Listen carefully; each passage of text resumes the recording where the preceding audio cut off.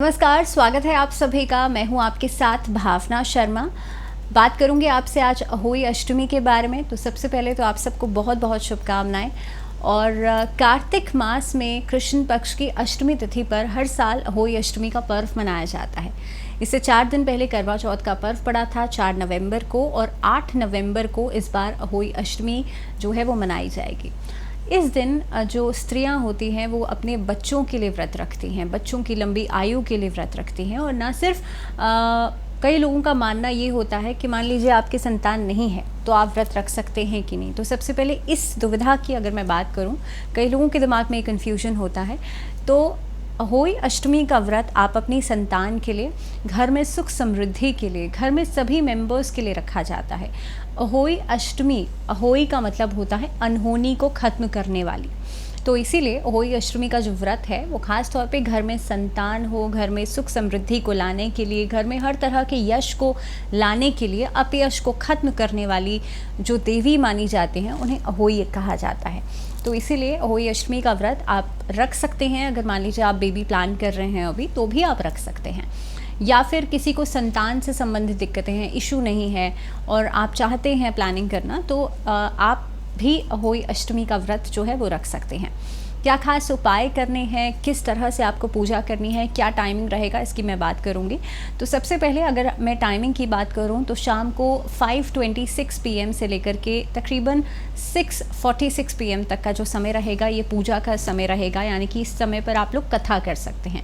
उसके बाद अहोई अष्टमी का व्रत कुछ जगहों पर जो होता है वो तारे देख करके, स्टार्स को देख करके ख़त्म किया जाता है, और कुछ जगह जो चंद्रमा होता है उसे देख करके ख़त्म करना चाहिए।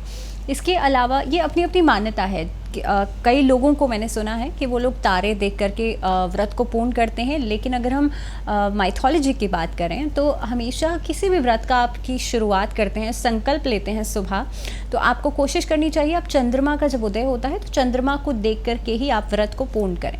इस दिन भी आप अपनी जो मदर इन लॉ हैं या घर में कोई बड़ी हैं उनको आप जो बायना है वो निकाला जाता है अहोई अष्टमी वाले दिन भी। और इस दिन खास तौर पे संतान के लिए व्रत रखा जाता है, अपने बच्चों की लंबी आयु के लिए व्रत रखा जाता है। तो इस दिन आप जब शाम का जो मैंने आपको पूजा का समय बताया है, इस दिन कथा कीजिएगा और उसके बाद व्रत का समापन कीजिएगा रात में जब चांद का उदय हो जाएगा। इसके अलावा आपको कोशिश करनी चाहिए कि इस दिन आप वृक्षारोपण ज़रूर करें। जिनके जीवन में संतान नहीं है, आप संतान चाहते हैं, तो इस दिन आपको कोशिश करनी चाहिए अपने घर के आंगन में कोई भी फलदार वृक्ष आप लगा सकते हैं। आंवले का पौधा खास तौर पे ज़रूर लगाना चाहिए, क्योंकि कार्तिक मास जो माना जाता है वो भगवान विष्णु के लिए प्रिय महीना है, और इसी महीने में आंवला नवमी भी पड़ती है। आंवले के पेड़ के अंदर भगवान विष्णु का ही वास माना जाता है। तो इस महीने के अंदर अहोई अष्टमी वाले दिन अगर आप कोई भी फलदार वृक्ष, और ख़ासतौर पे आंवले का वृक्ष अगर आप अपने घर के आंगन में लगाते हैं, और इन केस अगर आपके पास स्पेस नहीं है तो आप किसी मंदिर में, किसी धार्मिक स्थल में लगा सकते हैं। दंपति जो हैं, हस्बैंड वाइफ दोनों जो हैं, वो उस पौधे को लगाएंगे, उस पौधे को सींचेंगे लगातार, तो आपके जीवन में भी संतान की प्राप्ति आपको होगी। इसके अलावा एक और छोटा सा उपाय, इस दिन लड्डू गोपाल जी की प्रतिमा को आपको ज़रूर एक बच्चे की तरह उनकी पूजा करनी चाहिए। कोशिश करनी चाहिए जिनके जीवन में संतान से संबंधित दिक्कतें हैं, अगर आपके घर में लड्डू गोपाल जी की प्रतिमा नहीं है तो आप इस दिन लेकर के आ सकते हैं।